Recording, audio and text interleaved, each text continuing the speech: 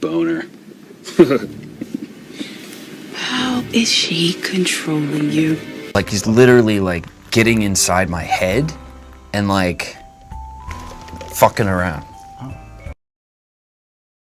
Well, alright, motherfuckers. Save Quicksilver was trending on Twitter today, so this is the perfect time for me to do the next installment of Fixing Quicksilver.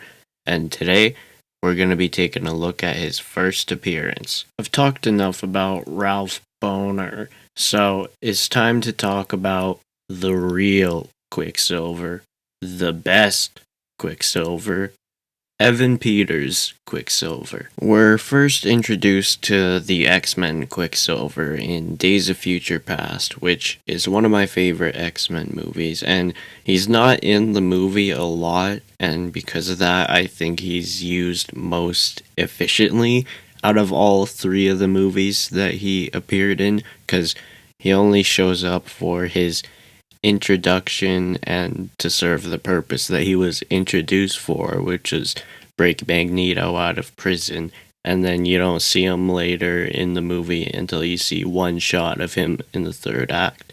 So I honestly think that Quicksilver was used almost perfectly in this movie.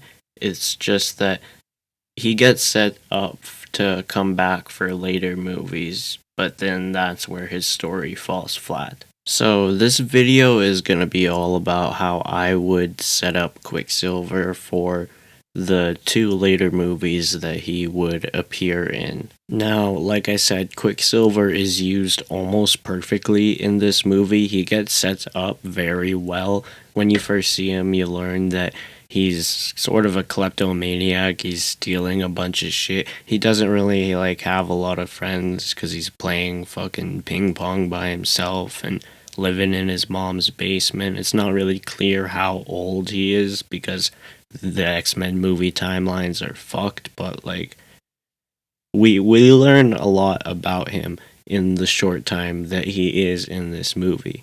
So how the fuck would I fix Quicksilver in this movie if he's almost perfect? Well, if this movie is his first appearance of the three movies that he's in, I feel like that this movie should, mesh well with the next movie he appears in. Because in this movie, they tease to us that Magneto is his father. And then there's obviously no resolution on that. There never really is. And then in the next movie, all of a sudden he's looking for Magneto.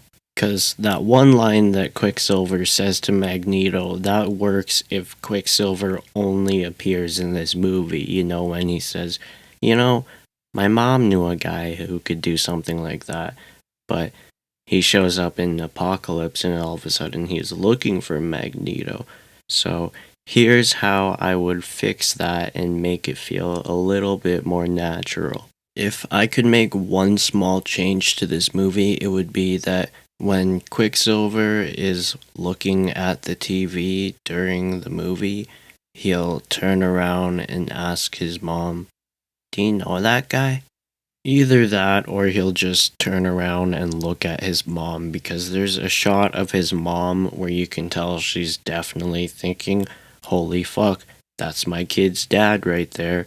Because I don't think he'd actually be able to put in dialogue in this scene because Magneto's doing a little monologue in this scene, but it would be nice if Quicksilver turned around and looked at his mom, and that's the starting point of his curiosity, because he says in X-Men Apocalypse that it took him a while to figure out that Magneto was his dad. But yeah, that's really the only small change that I need for Quicksilver in this movie for his appearance to be perfect. A little more curiosity to set up his appearance in the next movie, because it sort of develops off screen. In this movie he doesn't know, and then in the next movie he does know. So it'd be nice to see a little more curiosity there.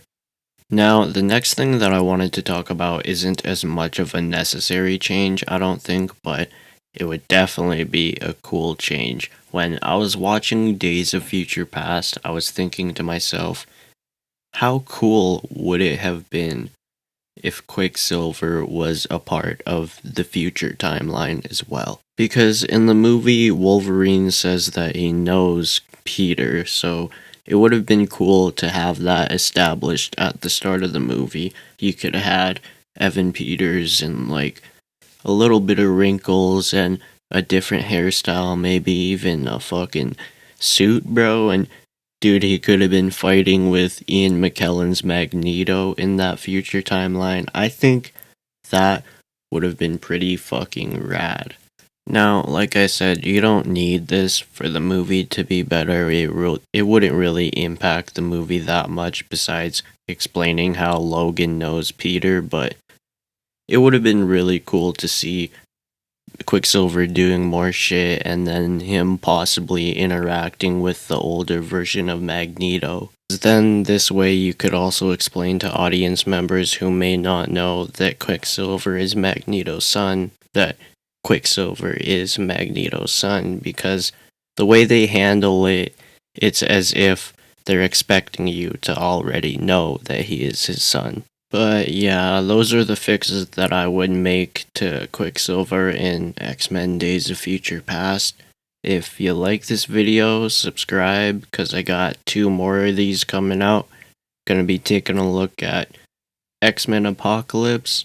Quicksilver needs a little bit more changes there, and when we take a look at X-Men Dark Phoenix, boy, does he need a lot of changes.